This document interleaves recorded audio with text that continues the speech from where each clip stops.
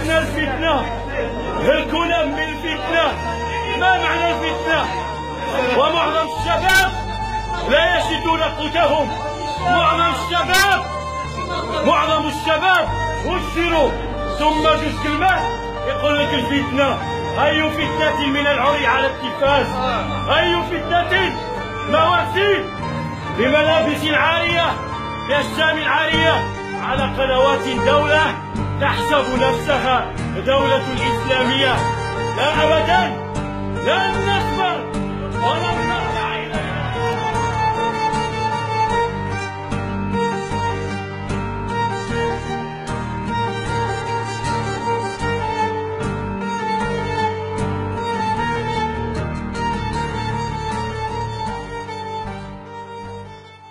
في سابقة من نوعها رفض المصلون بمسجد يوسف ابن تاشفين بفاس أداء صلاة الجمعة احتجاجا منهم على قيام وزارة الأوقاف والشؤون الإسلامية بإيقاف الخطيب محمد أبيض.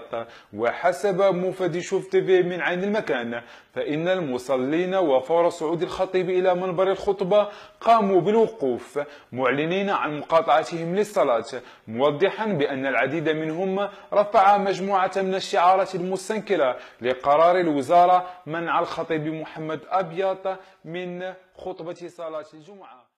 علمنا من مصادر مطلعة أن مسجد دوار ولاد الشيخ نواحي قلعة سراغنة عاش على إيقاع الفوضى والاحتجاج زوال اليوم الجمعة بعد أن عبر مصلون من داخل المسجد عن رفضهم استبدال خطيب الجمعة السابق سعيد الصديقي بخطيب آخر، ورفع هؤلاء شعارات غاضبة أمام الخطيب الجديد عبروا من خلالها عن احتجاجهم عن إعفاء خطيب الجمعة السابق قبل أن يخرجوا في مسيرة على الأقدام من أجل مطالبة الجهات المعنية بالتراجع عن القرار.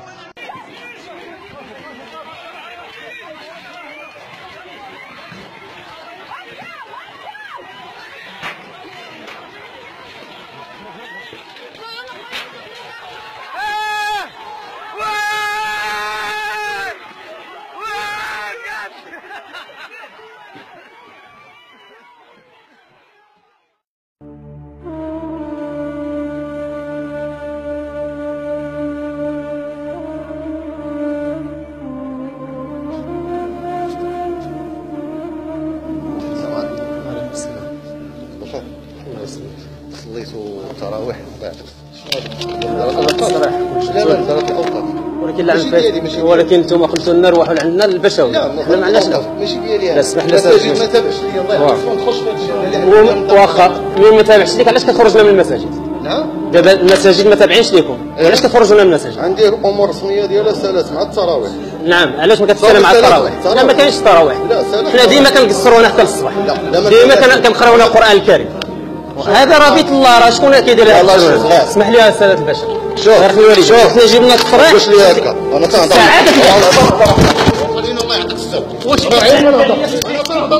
بيت الله وانا تنهضر واش كنضرب لي بيت الله؟ ها حسبنا الله ونعم الوكيل. واش دابا هذا يعول؟ هذا ارهاب هذا.